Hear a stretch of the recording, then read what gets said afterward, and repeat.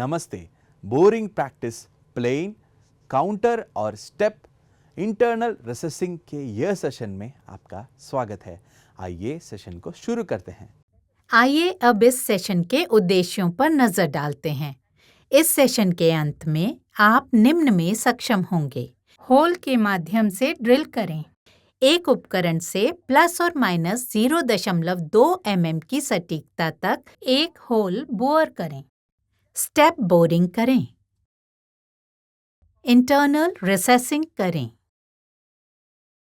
Vernier caliper और insight caliper की सहायता से बोअर और रिसेसिंग को मापें। इस अभ्यास को करने के लिए आवश्यक उपकरण हैं: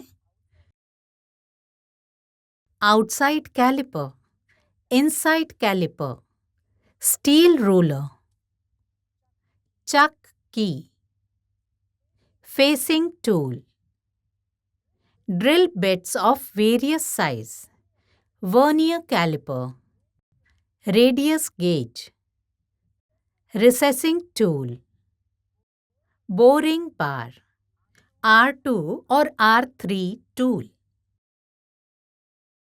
बोरिंग यानी एक बोरिंग उपकरण का उपयोग करके पूर्व ड्रिल किए गए होल के डायामीटर को बढ़ाने की प्रक्रिया है। रिसेसिंग बोअर होल के अंदर एक एन्युलर चैनल को काटने की प्रक्रिया है।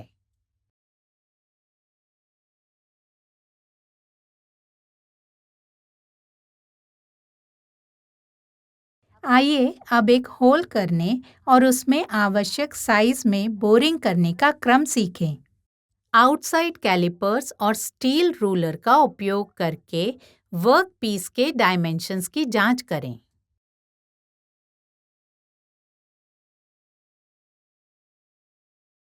चक की का उपयोग करके जॉब को 3 जॉ चक पर इस प्रकार माउंट करें कि 45 mm चक के बाहर रहे।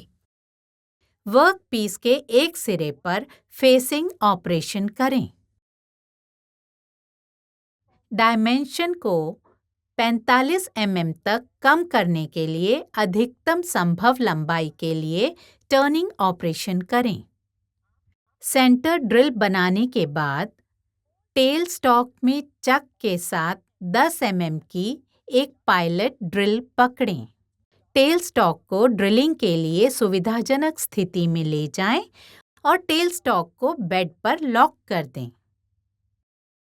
लेथ मशीन चलाएं और ड्रिल को आगे बढ़ाएं ताकि ये चक में रखे गए काम पर ड्रिलिंग ऑपरेशन कर सके ताकि उससे होल प्राप्त हो सके।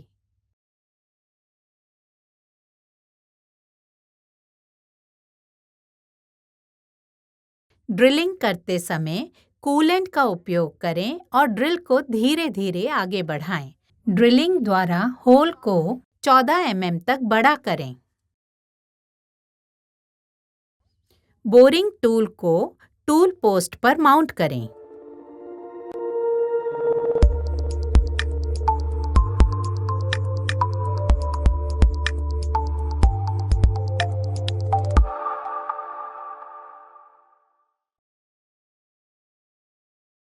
कटिंग टूल की धार को केंद्र रेखा से थोड़ा ऊपर रखें क्योंकि काटते समय टूल के नीचे की ओर झुकने की स्थिति होती है। मशीन चालू करें और क्रॉस स्लाइड हैंडल को घड़ी जैसे घुमाएं जब तक कि कटिंग टूल होल की इंटरनल सरफेस को न छू ले। जॉब के दाहिने छोर पर लगभग 0.2 mm गहरा और लगभग 8 mm लंबा हल्का ट्रायल कट लें। मशीन को रोकें और इनसाइड कैलिपर का उपयोग करके डायामीटर को मापें। तैयार बोअर का आकार प्राप्त करने के लिए आवश्यक गहराई के लिए कटिंग टूल को सेट करें। क्रॉस स्लाइड ग्रेजुएटेड कॉलर का उपयोग करें। बोरिंग ऑपरेशन को 15 mm के आवश्यक डायामीटर तक पूरा करें और वर्नियर कैलिपर से मापें। जॉब को रिवर्स करें और रीफिक्स करें।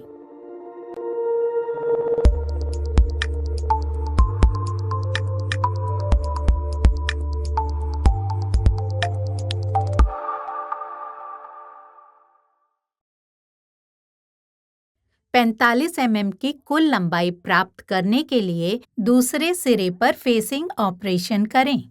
पूरी लंबाई में 45 mm डायामीटर प्राप्त करने के लिए टर्निंग ऑपरेशन करें। आइए अब हम स्टेप बोरिंग और इंटरनल रिसेसिंग करने का क्रम सीखें। बोरिंग टूल को टूल पोस्ट पर माउंट करें।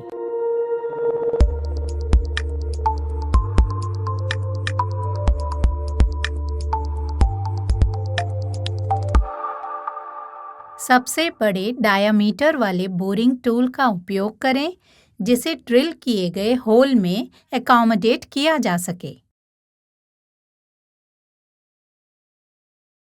28 mm डायामीटर का होल प्राप्त करने के लिए सामने वाले सिरे से 33 mm की लंबाई तक बोरिंग ऑपरेशन करें। टूल पोस्ट पर R2 बोरिंग बार माउंट करें।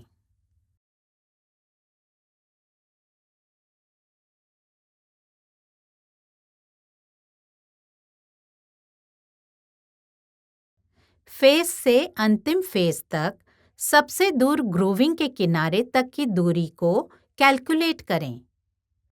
29 mm + 4 mm = 33 mm। Top slide handle का उपयोग करके टूल के किनारे को वर्क पीस के फेस पर स्पर्श करें और कंपाउंड स्लाइड ग्रेजुएटेड कॉलर को 0 पर सेट करें। क्रॉस स्लाइड हैंडल को घुमाएं ताकि टूल का अगला भाग बोअर के वॉल को साफ कर दे।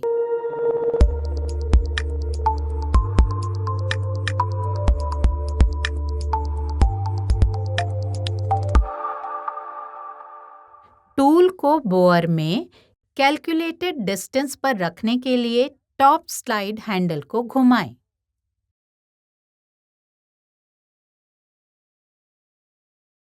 टूल को आगे बढ़ाएं और बोअर को छूने के लिए क्रॉस स्लाइड हैंड व्हील को घड़ी के जैसे दिशा में उल्टा घुमाएं और cross feed graduated collar reading note करें।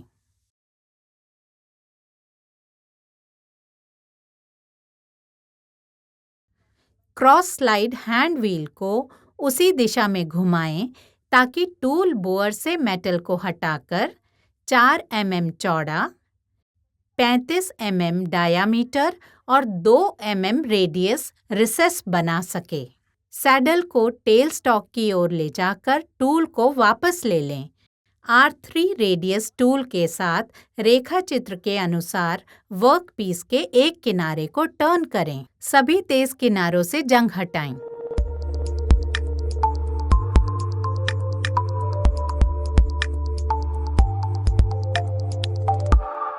कैलिपर्स का उपयोग करके रेडियस गेज और अन्य डायमेंशंस की जांच करें।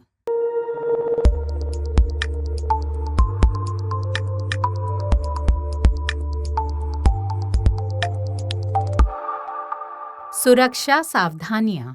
आकार और संचालन के अनुसार उचित स्पिंडल गति का चयन करें और सेट करें। टूल्स को सही केंद्र ऊंचाई पर सेट करें।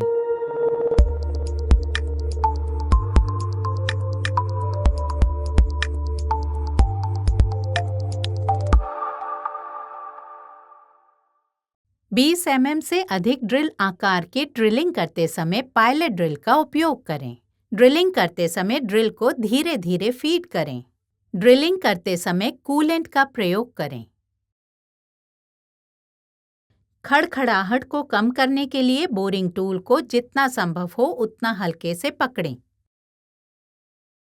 संक्षेप में हमने ये सीखा है।